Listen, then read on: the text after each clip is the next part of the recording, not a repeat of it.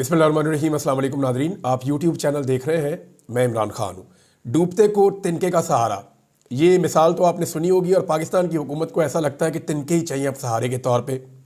वो बेचारा एक बिजनेसमैन फिरता फिराता पाकिस्तान पहुँच गया, या पता नहीं उसको घेर कर लाए, या पता नहीं वहाँ से कोई सफारतकार ने किसी ने भेज दिया यहाँ पे। वो बेचारा पाकिस्तान पहुँचा और उसको इन्होंने पता नहीं क्या से क्या बना दिया। कभी उसको डोनाल्ड ट्रंप का दोस्त बना देते हैं, कभी बहुत करीबी साथी बना देते हैं, कभी उसको कुछ बना देते हैं, कभी वो तज्जियाकार बन जाता है।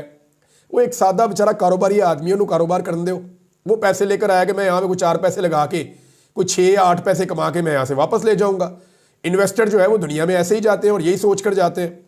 अब इन्होंने जो है वो इस बंदे को जो कभी इसको इंटरव्यूज़ पे लगा देते हैं, कभी उसकी प्रेस कॉन्फ्रेंस करवा रहे हैं। हमने आज तक तो नहीं देखा कभी जो बाहर से सरमायाकार आए हो उनकी पहले प्रेस कॉन्फ्रेंस करवाई जाए और वो भी सियासी नौइयत की, बाद में उनके टॉक शो करवाए जाए वो भी सियासी नौइयत के, और उसके अंदर जो है वो टाउट की तरह के लोग जो हैं वो उनको बताएं भी कि जवाब क्या देना है, और उनको टोक टोक के जो है वो गाइड भी लाइन देंगे, इस तरफ को चलना है, इधर को जाना है। तो नाज़रीन, बड़ा अजीबोगरीब काम किया जा रहा है। वो बंदा बेचारा पाकिस्तान पहुंचा, वो कारोबारी आदमी है। अब पाकिस्तान तरीके इंसाफ वाले उसका जो है वो कारोबारी रिकॉर्ड भी निकाल कर ले आए। यानी ये किसी हाल में पाकिस्तान तरीके इंसाफ के नौजवान जो है ना, ये खुश रहने ही नहीं देते इस हुकूमत को। इनकी सारी खुशियों के ऊपर पानी फेर देते हैं। वो बेचारे अभी खुशी मनाना ही शुरू करते हैं, अभी वार्म अप ही होते हैं थोड़ा सा, साथ ही उनका जो है वो म्यूजिक बंद कर देते हैं पीछे से, उन्हें खुशी नहीं होने देते। अब इसमें जो है एक तो पाकिस्तान तरीके इंसाफ के जो नौजवान है सोशल मीडिया पे उन्होंने सारा का सारा कारोबारी रिकॉर्ड निकाल के लगाना शुरू कर दिया। लोग क्लेम करते रहे, कुछ लोग ये भी क्लेम कर रहे हैं कि सिर्फ धोखाबाजी है, सरमायाकारी से ज़्यादा तवज्जो जो है वो सियासी मामलात के ऊपर है। कभी जी प्रेस कॉन्फ्रेंस हो रही है, कभी जनाब सियासी नौइयत के टॉक शोज हो रहे हैं, वहाँ इंटरव्यूज़ हो रहे हैं। हैरत है वैसे। और अपने मुल्क में भी कोई इस आदमी को इस तरह की इज्जत नहीं मिली होगी जिस तरह की पाकिस्तान में इसको दी जा रही है। तो इसको कहते हैं डूबते को तिनके का सहारा सही। और ऊपर से हमारी 3 वाली जो टीम है, ज़ुबैर अली खान साहब, वो वहाँ से भी खबर निकाल कर ले आए कि जो अमेरिकन एम्बेसी है पाकिस्तान में, उन्होंने उनसे भी पूछा कि दसो जनाब इनसे आपका क्या ताल्लुक़ है, तो वहाँ से भी जवाब आ गया। उसका जो वन लाइनर है वो ये है कि on the visit it is a private visit bye a United states business group. वो कह रहे हैं ये बिजनेस ग्रुप है यूनाइटेड स्टेट का, उनका प्राइवेट विजिट है, साडा इतना कोई तल्लक नहीं है। यानी पाकिस्तानी गवर्नमेंट उस कारोबारी आदमी को चुक के फिर रही है और भंगड़े डाल रही है और खुशियां मना रही है, जिसको अमरीकी सफारतखाना भी ओन नहीं कर रहा। वो कह रहे जी हमने इनको लेकर आए, आप ही आ गए हैं, या पता नहीं किसने इनको बुलाया। बहरहाल पूरी तरह से जब ठंड पड़ी है तो वो पड़ी है जनाब इस हुकूमत को, जब जो विल्सन ने एक मरतबा फिर ट्वीट कर दिया। यानी अभी ये सोच रहे थे कि शायद अमेरिका से कुछ तूफान थम गया, मामला ठीक हो गए हैं, लेकिन साथ ही जो विल्सन का फिर ट्वीट आ गया और उसने ट्वीट करते हुए ये कह दिया कि free Imran Khan. Once again उसने ये ट्वीट कर दिया। तो अब क्या इसको भी डीप फेक करार देंगे? इस हुकूमत को ये बात माननी पड़ेगी कि इमरान खान एक आलमी सतह का ब्रांड है, दुनिया में लोग उसके लिए आवाज़ उठाते रहेंगे। हो सकता है कि कभी ज़्यादा आवाज़ उठे, कभी कम आवाज़ उठे, लेकिन इमरान खान के लिए आवाज़ उठती रहेगी। और इमरान खान ऐसी किसी भी चीज़ का मोहताज नहीं है कि इमरान खान को जो है वो डोनाल्ड ट्रंप या उनकी हुकूमत जो है वो कोई सपोर्ट दे। बस सिर्फ इतना उनको चाहिए कि जो बाइडन ने जैसी सहूलतकारी की थी पाकिस्तान की हुकूमत और इस्टेब्लिशमेंट की, वैसी सहूलतकारी ना हो। पाकिस्तान तरीके इंसाफ अब तगड़ी जमात है, कोई कमज़ोर जमात तो नहीं है। पाकिस्तान में सबसे ज़्यादा उन्होंने वोट लिए हैं और अभी इमरान खान साहब जो है वो एक अग्रेसिव किस्म की क़यादत को आगे लेकर आ रहे हैं और वो बता भी रहे हैं कि उनके अज़ाइम क्या हैं आने वाले दिनों में।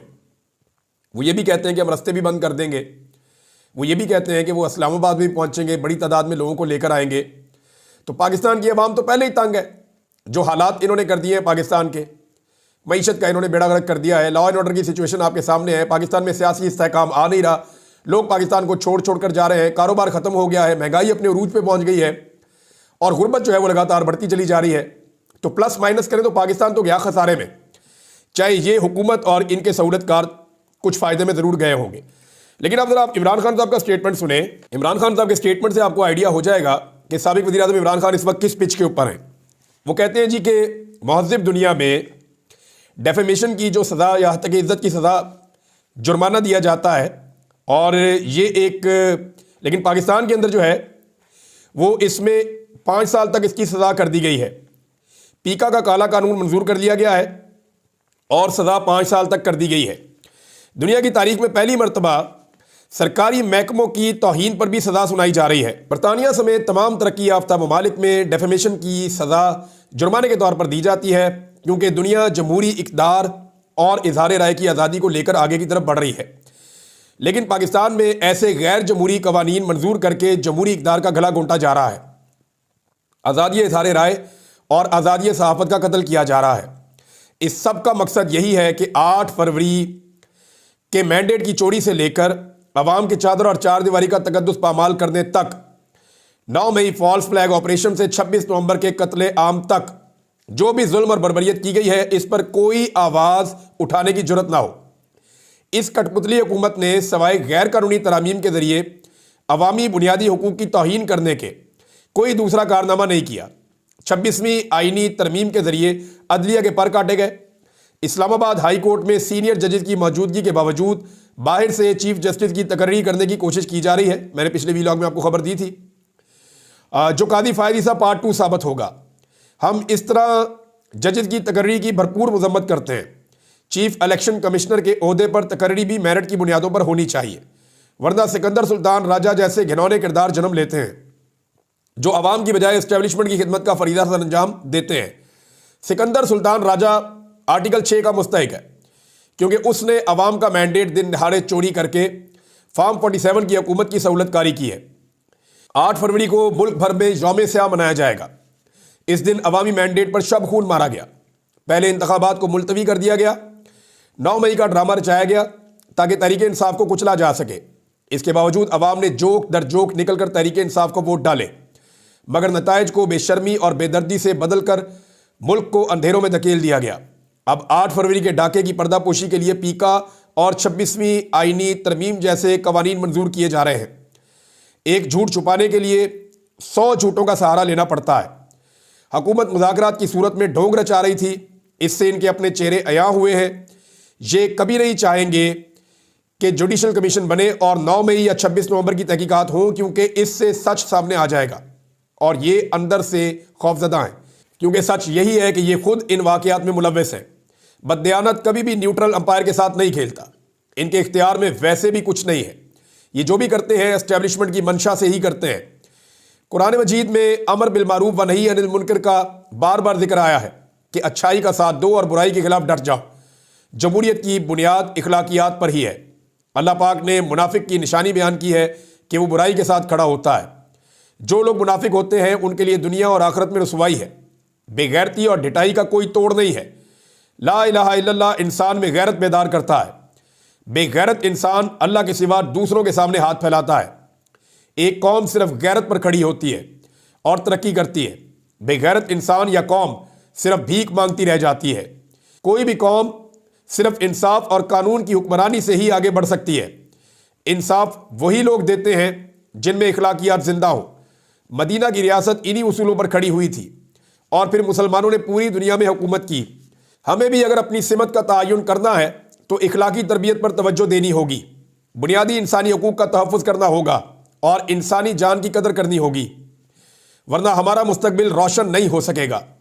मदीना की रियासत में एक यहूदी ने खलीफा वक्त हज़रत अली रज़ी अल्लाह तआला अन्हु के खिलाफ मुकदमा जीत लिया था। इंसाफ के ये उसूल इस्लामी मुआशरे की हकीकी रवायात हैं जिन्हें हम फरामोश कर चुके हैं। इस्लाम और जमहूरियत के उसूलों को फरामोश करने की वजह से ही हमारी माशरत और मईशत दोनों तबाह हैं। अगर हम हकीकी आज़ादी हासिल करना चाहते हैं तो हमें इन्हीं उसूलों को अपनाकर अपनी जद्दोजहद जारी रखनी होगी। जो इंसान बेखौफ होकर सिर्फ अल्लाह से डरता है वही कामयाब होता है। जो खौफज़दा रहता है वो कभी कामयाब इंसान नहीं बन सकता। जो इंसान कभी हार नहीं मानता वही मुराद पाता है। लिहाजा मेरी कौम ने कभी हार नहीं माननी। नाज़रीन, इमरान खान साहब बाहर आएंगे तो अपनी स्टेटमेंट खुद दिया करेंगे और फिर वो आपके सामने आ जाया करेगी। जब तक वो बाहर नहीं आ रहे उनकी स्टेटमेंट हमें सुनानी पड़ती है आपको पूरी पढ़ के, तो ये एक अलग से, क्योंकि पाकिस्तान का मीडिया तो दिखाता ही नहीं है, तो उनकी स्टेटमेंट आप तक पहुंचाने की जिम्मेदारी है। ये मैंने आपको स्टेटमेंट इमरान खान साहब की सुना दी है। अब फाइनेंशियल टाइम्स की एक रिपोर्ट आई है जिसे पाकिस्तान तहरीक इंसाफ ने उसको ट्रांसलेट करके शाया भी किया है। और पाकिस्तान तहरीक इंसाफ ने जो लिखा, जो फाइनेंशियल टाइम की रिपोर्ट है वो जरा आप देख लें। पाकिस्तान की फौज ने सियासी मुखालिफिन के खिलाफ वसी पैमाने पर क्रैक डाउन भी शुरू कर रखा है। इमरान खान की पाकिस्तान तहरीक इंसाफ के हज़ारों कारकुनों को इंसदाद दहशतगर्दी और फौजी अदालतों में पेश किया जा चुका है। जबकि कई सीनियर रहनुमा रूपोश हो चुके हैं। इन गिरफ्तारियों पर आलमी सतह पर शदीद तनकीद की जा रही है और दिसंबर के आखिर में यूरोपीय यूनियन ने खबरदार किया था कि आम शहरियों के फौजी अदालतों में मुकदमा चलाना इन वादों की खिलाफ वर्जी है जो पाकिस्तान ने तरजीही तजारती मुआहदे तक रसाई के लिए हासिल किए थे। यानी वे वादे किए थे GSP प्लस का जो स्टेटस है उसके लिए, एक ऐसा मुआहदा जो इसके टेक्सटाइल सेक्टर के लिए रीढ़ की हड्डी की हैसियत रखता है। जर्मन सफारतखाने की जानिब से अक्टूबर में जनरल मुनीर को भेजे गए एक खत में रोशन पावर के मामलात पर होने वाले मुज़ाकरात के गैर मामूली तरीकाकार पर सवाल उठाया गया। इस खत में मजीद खबरदार किया गया कि यह मामला जर्मन कारोबारी इदारों और सरमायाकारों के एतमाद को पहले ही नुकसान पहुंचा रहा है।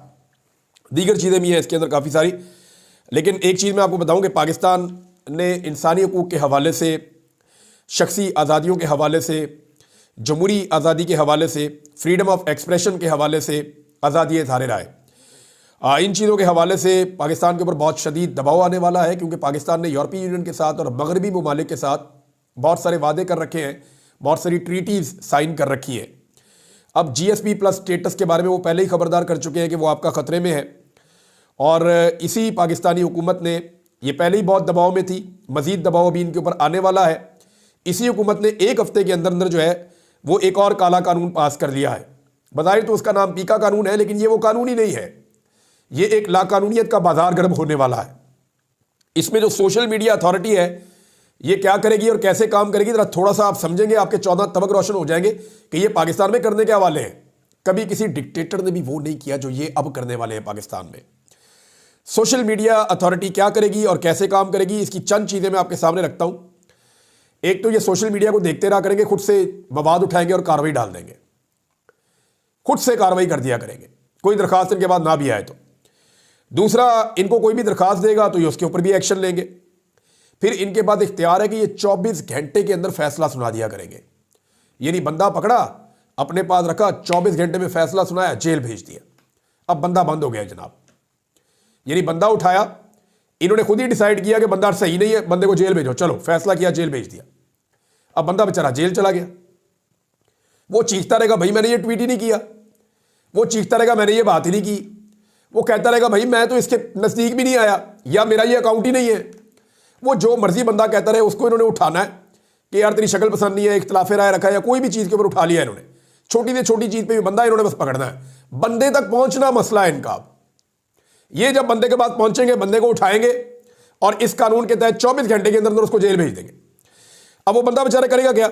अच्छा, जेल कौन बंदे भेजेंगे जरा ये भी आप सुन ले। बंदे कौन से हैं? ये 9 अरकान जो होंगे, इनमें एक सेक्रेटरी दाखिला होगा। उसे कौन लगाता है? अपनी पसंद का आदमी लगाया जाता है और लगाता है वज़ीर आज़म। फिर एक चेयरमैन PTA होगा, वो कौन है? रिटायर्ड फौजी ऑफिसर है, वो भी आपको पता है कौन है। चेयरमैन पैमरा होगा, ये भी हुकूमत का होता है। और एक अथॉरिटी का चेयरमैन अलग से लगाया जाएगा। अब ये 5 साल के लिए हुकूमत लगाएगी, अब ये भी आपको पता है हुकूमत का अपना बंदा हुकूमत ने लगाना है। तो ये 4 बंदे इनके हो गए। एक फिर इसके अंदर होगा सहाफ़ी, वो भी हुकूमत ने चुन के लगाना है। एक सॉफ्टवेयर इंजीनियर, एक वकील, एक सोशल मीडिया एक्सपर्ट और एक IT एक्सपर्ट।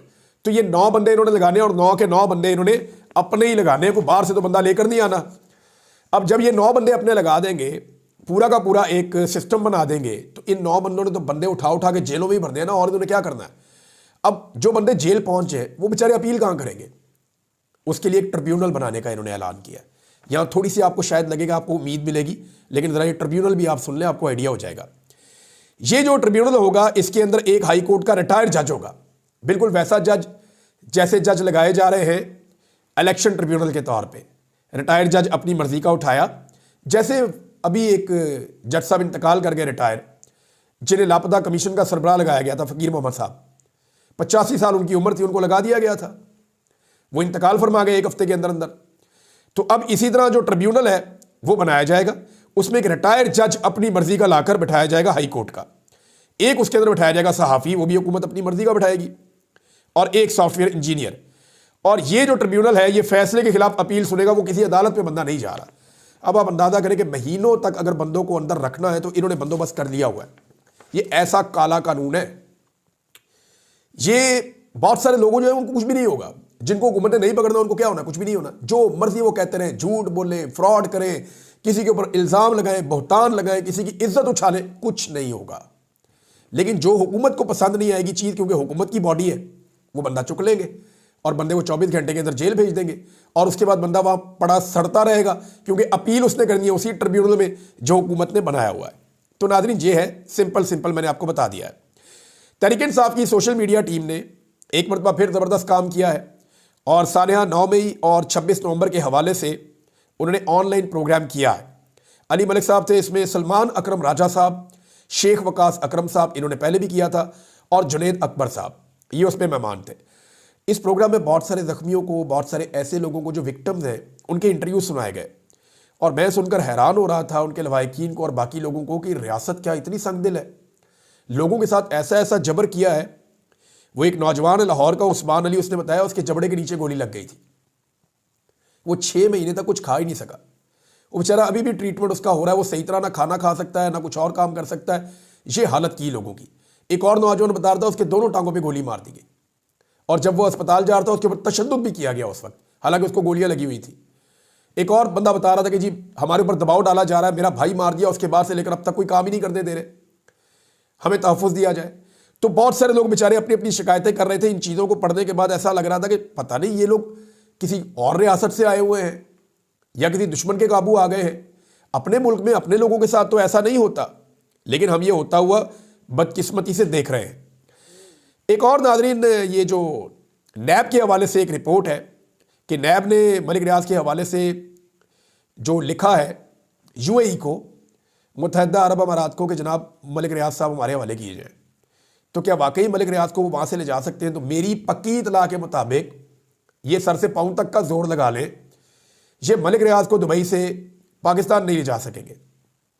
उसकी वजूहत है, मलिक रियाज साहब जो हैं वो वहाँ पे अगर बैठे हैं तो वो किसी बंदोबस्त के साथ ही बैठे ना, इतना बड़ा आदमी है, ऐसे तो काबू नहीं आ जाएगा।